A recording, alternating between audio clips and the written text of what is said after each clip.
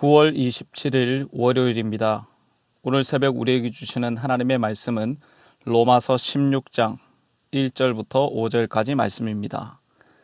내가 갱그레아 교회의 일꾼으로 있는 우리 자매 베베를 너희에게 추천하노니 너희는 주 안에서 성도들의 합당한 예절로 그를 영접하고 무엇이든지 그에게 소용되는 바를 도와줄지니 이는 그가 여러 사람과 나의 보호자가 되었음이라. 너희는 그리스도 예수 안에서 나의 동력자들인 브리스가와 아굴라에게 문안하라. 그들은 내 목숨을 위하여 자기들의 목까지도 내놓았나니 나뿐 아니라 이방인의 모든 교회도 그들에게 감사하느니라. 또 저희의 집에 있는 교회에도 문안하라. 내가 사랑하는 에베네도에게 문안하라. 그는 아시아에서 그리스도께 처음 맺은 열매니라. 아멘. 로마서는 16장으로 구성되어 있습니다. 그런데 15장에서 편지가 끝난다 해도 과언이 아닙니다. 5장 33절 말씀을 보시면 평강의 하나님께서 너희 모든 사람과 함께 계실지어다. 아멘. 이렇게 편지를 끝맺고 있습니다. 그렇다면 16장은 무엇입니까? 덧붙여 쓴 편지이죠. 추신과 같은 것입니다.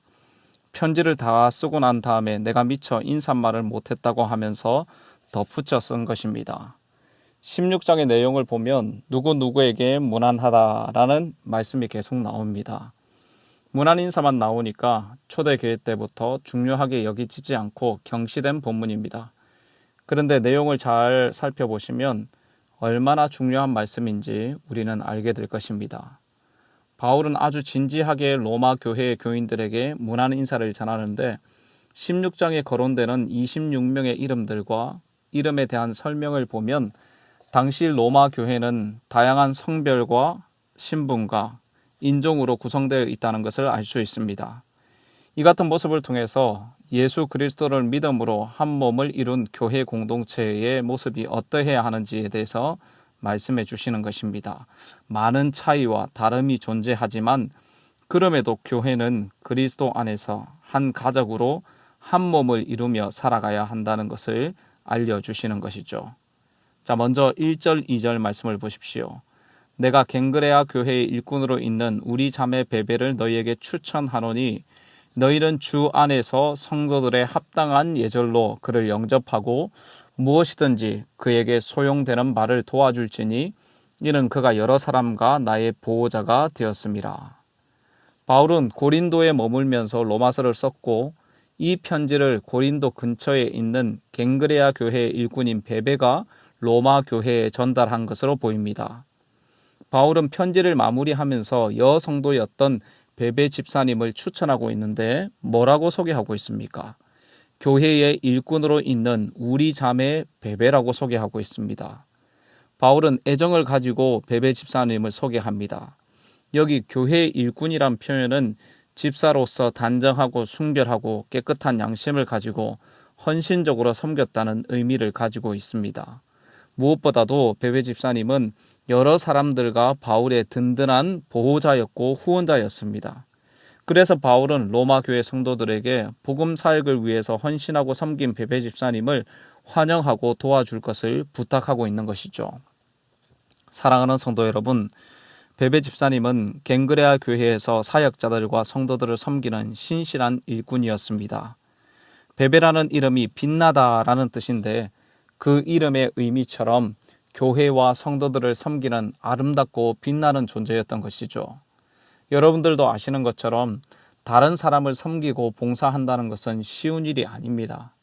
주님의 마음을 갖지 않고는 잘 안 되는 일이죠. 이런 의미에서 섬기고 봉사하는 사람은 주님의 모습을 닮은 사람이라고 할 수 있습니다. 예수님께서는 이 땅에 오신 이유를 무엇이라고 말씀하셨습니까? 인자가 온 것은 섬김을 받으려 함이 아니라 도리어 섬기려 하고 자기 목숨을 많은 사람의 대속물로 주려 함이라고 마태복음 20장 28절에서 말씀하시죠. 섬김을 받기 위해서가 아니라 섬기기 위해서 자기 목숨을 대속물로 내어주기 위해서 오셨다는 것입니다. 주님을 닮아가는 성도는, 주님을 따라가는 제자는 겸손히 자신을 낮추고 섬기고 봉사하는 자입니다.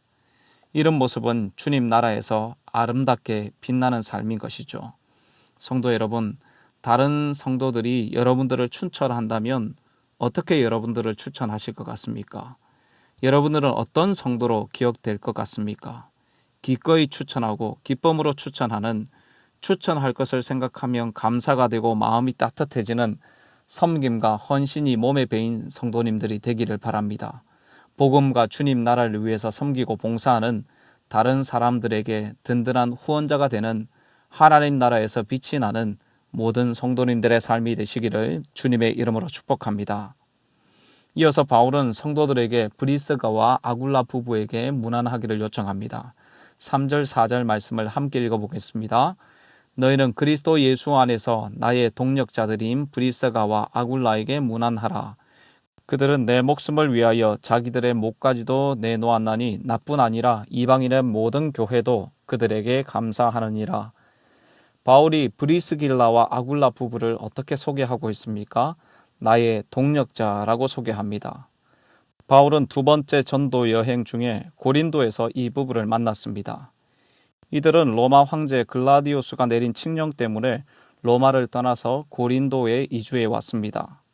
이들은 바울에게 거처를 제공하고 바울과 생업이 같았기 때문에 함께 일을 하면서 복음을 증거했습니다. 그 후에 바울이 고린도를 떠나서 에베소로 갈 때 이 부부도 함께 동행을 했습니다. 바울은 브리스길라와 아굴라 부부를 나의 동력자라고 부를 만큼 귀하게 생각하는 사역자들이었습니다. 그들은 4절에서 말씀하시는 것처럼 바울의 목숨을 위해 자기들의 목숨까지도 내놓을 만큼 생명을 걸었던 헌신적이고 충성스러운 사람들이었습니다. 바울뿐 아니라 이방인의 모든 교회도 그들에게 감사한다는 것을 보아서 여러 이방 교회에서도 많은 사역을 감당했던 것입니다. 5절 상반절에서는 저희 집에 있는 교회에도 문안하라고 했는데 로마 교회에서도 이들 부부는 자신들의 집을 교회 처소로 내놓을 정도로 헌신하고 있었던 것입니다. 사랑하는 성도 여러분, 이 바울의 동력자인 브리스길라와 아굴라 부부의 모습을 통해서 우리가 깨닫는 것이 무엇입니까? 주님이 이 말씀을 통해서 우리에게 물으시는데 복음을 위해서, 주님을 위해서 고난과 생명의 위협까지도 기꺼이 감수할 수 있는 성도인가라고 묻고 있는 것입니다. 여러분, 이 질문은 지금 당장 함께 순교하자는 것이 아닙니다.